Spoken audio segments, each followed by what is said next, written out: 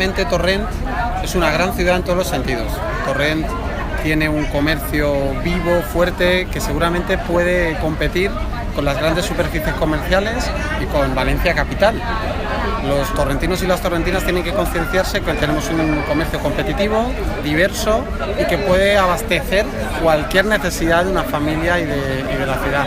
Por lo tanto, Torrent, aunque esté muy cerca de Valencia, muy cerca de grandes superficies comerciales, seguramente es la gran desconocida que tenemos que potenciar, porque tenemos mucha variedad, un gran producto, un comercio fuerte, vivo, dinámico y sobre todo que tiene una diversidad a la altura de cualquier gran superficie comercial.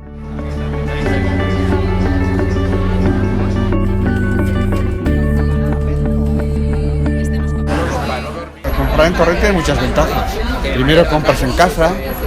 En segundo lugar, potencias el comercio. Potenciar el comercio significa que haya puestos de trabajo.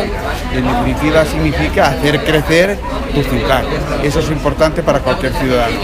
La base y la vida de una ciudad en la calle es el comercio.